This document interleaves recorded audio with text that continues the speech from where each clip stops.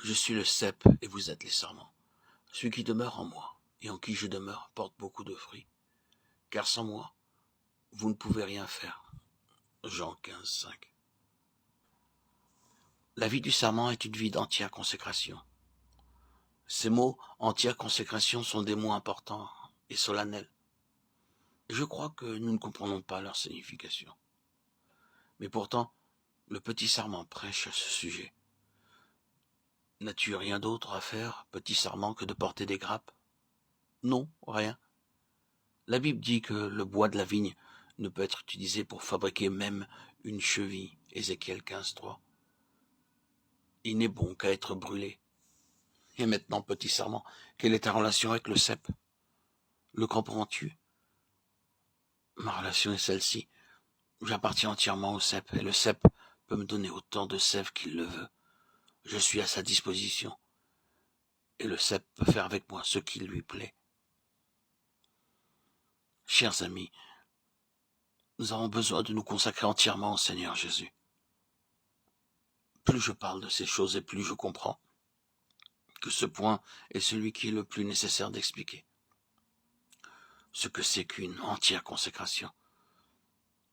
C'est souvent une chose facile pour un homme ou pour un certain nombre de personnes de venir s'offrir à Dieu, de se consacrer entièrement à lui et de dire Seigneur, c'est mon désir de me se consacrer entièrement à toi. Cet acte a une grande valeur et apporte souvent de très riches bénédictions. Mais la question que je dois étudier tranquillement est celle-ci.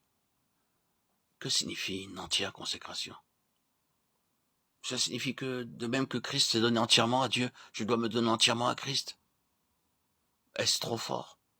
Quelqu'un le pense? Quelqu'un pense que c'est impossible de mettre, de même que Christ a donné entièrement et absolument sa vie pour ne rien faire d'autre que d'accomplir ce qui plaît à Dieu et dépendre du Père entièrement et absolument? Je ne dois faire rien d'autre que d'accomplir ce qui plaît à Christ. Ceci est actuellement vrai. Jésus-Christ vient insuffler son propre esprit en nous pour que nous trouvions notre bonheur suprême en vivant entièrement pour Dieu, comme il l'a fait.